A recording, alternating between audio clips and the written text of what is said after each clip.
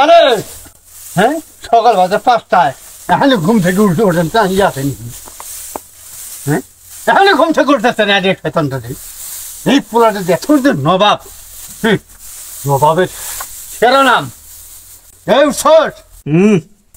তাড়াতাড়ি উঠ হ্যাঁ আর ঘুমে থেকে দেখে এলাম এই গুড়েকটা গুড়ে হ্যাঁ এখন আমি খোঁজ খবর আছে যে বাপে ডাকতেছে উঠি বলা হান বড় হবো বাপে দেখো ডাকার হাতে উঠবো এলা কাজ বাজ করবো কাজ বাজ করলে রাখবে না বুঝছি আমারই দেখে তোলা নাকবো নবাব 12টার সময় ঘুম থেকে উঠে নবাবের বেটা 12টার সময় ঘুম থেকে উঠে এই নবাব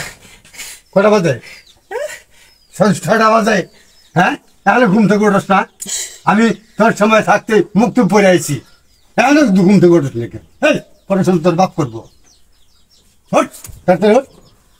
একদিন বাজার না করলে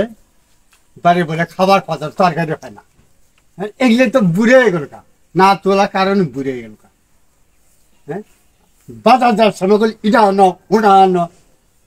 তরকারি কতগুলো আছে বাড়িতে তেল পাতা আর নবাবের বেটা দেখ ভালো পেস্ট নিয়ে আসছে ঝরছে টাকা কামে কথা খেলা না না হ্যাঁ একেবারে চান বাবা এলু ইয়া করতে নরম পেস্ট দিয়ে দৌড় দিচ্ছে পয়সা যারা কামে করে তারা বুঝে পয়সা কি যন্ত্রণা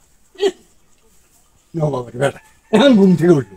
কৃষিকাজ এবং কৃষি প্রযুক্তি একে অপরের পরিপূরক। আরে হ্যাঁ পড়াশোনা আওয়াজ তো শোনা যেতেছে না করতাছি না। বর্তমানে কৃষি আর শুধু পারিবারিক খাদ্য সংস্থানের বিষয় নয়, এটি এখন ব্যবসায়িক পেশায় উন্নত হয়েছে। আগে কৃষি বলতে জমি হাল চাষ জোরে জোরে পড়া আমার ঠিক না আমি জানি পড়াশোনা কিভাবে করা লাগে আমি জানি। ভাত খাই যা কি দিয়ে ভাত? টমেটো ভাতা সিম আলু বেগুন ভাজি করতে আর খাম না আমি খাওয়া যাবো। খাবি না কি খাবি না আমি ঘরে খাইয়ে দেখো কিরম ঠেলা নাকি যখনই খাবার বলে কি দেবাত সহ্য হয়ে গেছে।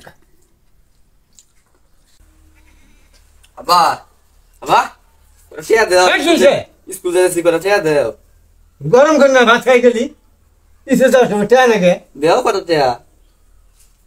আমার স্কুল পড়ার সময় আমি ইয়া করছি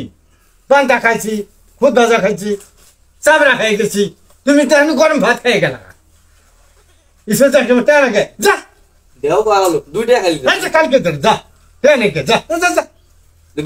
না থাকলে জুন দাঁড়াবো 2 টাকা না কালকে তোর